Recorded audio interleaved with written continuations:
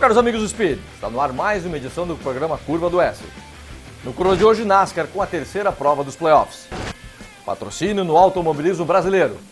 Pilotos da MotoGP falam sobre a coragem para a categoria e, como sempre, o segmento de arrancadas. Nós começamos falando de NASCAR. Na prova de Dover, Kurt Busch foi o grande vencedor. Jimmy Johnson na segunda posição, Cal Edwards terminou em terceiro, Casey Kane na quarta posição e Matt Kenseth completando a lista dos 5 melhores. Sérgio Lago, finalmente tivemos uma prova digna de Chase. Foi uma prova que ainda bem não terminou por tática de combustível. Várias ultrapassagens, talvez não muitas pela primeira posição, mas você me chamou a atenção realmente várias ultrapassagens em posições intermediárias e uma prova, Roberto, que os primeiros foram os melhores. Não sei se o primeiro foi o melhor. Mereceu a vitória, Kurt Busch, porque ele segurou no final. Não estou tirando o valor, fãs da Dodge, não pensem que eu estou tirando o valor dele. Mas em dois momentos dominaram Cal Edwards e o Jimmy Johnson. Cal Edwards fez uma bobagem, cometeu um erro nos pits, ficou lá atrás, ficou até uma volta atrás, se recuperou, terminou um sólido terceiro lugar, pressionando o Jimmy Johnson para a segunda posição. E o Jimmy Johnson perdendo ali, não sei em que momento, não me lembro, porque ele perdeu a primeira posição para o Kurt Busch. O Kurt Busch relargando fez um bom trabalho. Na última relargada, patilhou os pneus, o Kurt Busch assumiu a primeira posição e só terminou depois da bandeira quadriculada. Eu acho que foi uma prova que marcou bastante os pilotos que vão estar brigando pelo título. Kevin Harvick, perigoso, terminou em 10º lugar. O Cal Edwards mostrou um domínio, uma velocidade impressionante, tanto é que quase termina na segunda posição, apesar daquele erro, como o Sérgio falou, ele foi rápido demais na entrada dos pits, terminou perdendo uma volta. E Kurt Busch é perigoso também ali na frente. E o pentacampeão Sérgio Lago outra vez mostrando força, assim como deve ser essas provas do Chase. Vamos ver, Roberto, sim, mas você já está cantando de galo por causa de Dover, que é uma prova totalmente atípica. Dentro do Chase é uma prova completamente diferente. A partir de agora teremos Kansas, teremos Charlotte, que é 1,5 milha também. Talladega. Vamos ter o Texas, que é 1,5 milha também.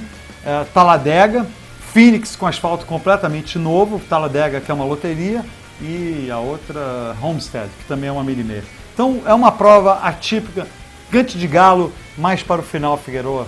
Por enquanto não dá ainda. Eu discordo completamente, foi uma prova tipicamente de playoffs com os pilotos favoritos brigando pelo título e aqueles que não fazem parte dos favoritos, aqueles Tony Stewart, Brad Keselowski, Jeff Gordon, Kyle Busch, todos eles atrás, como deve ser essa decisão do campeonato. Só para sua informação, você, apesar de ter visto a corrida, você é meio mal informado. O Jeff Gordon largou da 34ª, terminou em 12º, logo atrás do Kevin Harvick, que você diz que é muito perigoso. E, de qualquer maneira, acho que voltando a falar sério, acho que os maiores derrotados o maior derrotado foi o Dale Jr., terminou lá atrás pela segunda vez consecutiva. Mas Tony Stewart, Brian Newman também, terminou lá atrás, e Tony Stewart, que perdeu a liderança e ficou para trás, mas ainda assim, por causa da vantagem que acumulou nas duas primeiras provas, vamos ver. Vamos ver agora como anda a tabela depois dessa prova de Dover. Um empate na primeira posição, Kevin Harvick e Cal Edwards, depois vem o Tony Stewart, o Kurt Busch, o Jimmy Johnson em quinto. A diferença do Jimmy Johnson para o líder da temporada, ou para os líderes, é de 13 pontos, menos da metade do que era, de 29 pontos depois daquelas aberrações que foram as duas primeiras corridas.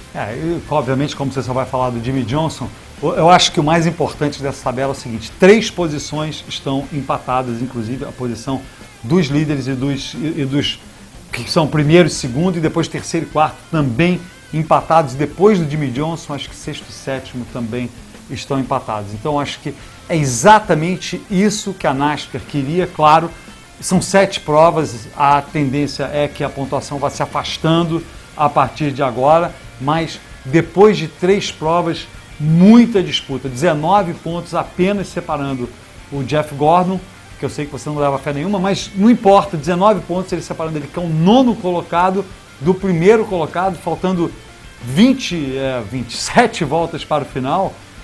Qualquer um ali, esquecendo, você acha um melhor, outro acha melhor, você torce para um, torce para outro, mas em tese, em termos de números estatísticos, os 9 primeiros com chances basicamente iguais de conseguir o campeonato, faltando 7 para o final. Então me diga isso, Sérgio Lago, você vai estar de volta aqui depois da prova número 6 Na próxima vez que você estiver Não, depois da prova número 5. Na próxima, melhor ainda, na próxima prova, depois da prova número 5, vocês vão estar aqui no estúdio do Curva do S e me diga os 4 primeiros na tabela na próxima vez que você estiver aqui olhando para a câmera. Da próxima vez que eu estiver olhando para a câmera vão ser Jimmie Johnson, Jeff Gordon, Cal Edwards e Kevin Harvick. Poxa, então até para o Sérgio Lago foi Vai para ser o espaço. quinto empatado ali. Essa foi a história do automobilismo da NASCAR, agora a história do automobilismo brasileiro no segmento Maquineta do Tempo. No Brasil, os anos 70 foram os anos de ouro das categorias de turismo. Foi o período que mais se inaugurou autódromos no Brasil. E eles recebiam várias categorias, como a 5.000, a Divisão 1, a Divisão Standard e a Divisão 3, com uma preparação mais complexa. Essas diferentes categorias terminaram criando uma série de desavenças e protestos entre os organizadores e participantes. Mas em 1979 surgiu a Stock Car. Esse automobilismo foi se dividindo em várias categorias que se denominavam Fórmula 5000, enfim, um automobilismo bastante forte, que foi evoluindo para preparações que se chamou no Brasil de Divisão 3.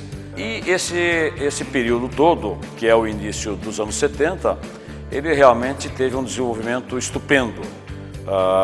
As competições começaram, de certa forma, também, numa altura, a serem separadas entre esse Divisão 3 com preparação bem mais forte do que seria a Divisão 1 mais standard. Foi uma época de muita discussão técnica, muito protesto em cima do regulamento, mas foi um período de ouro, eu considero, para o automobilismo, até porque os anos 70 foi o período em que mais se inaugurou autódromos aqui no Brasil. Dentro desse ambiente, com esses carros de maior potência, cujo nível de preparação já estava bastante elevado, é que chegou, no final de 1978, o principal núcleo de pilotagem no Brasil, que estava em São Paulo, decidiram então fazer uma categoria com critérios bem mais rígidos, com preparação bem mais restrita e, claro, com o envolvimento dos fabricantes.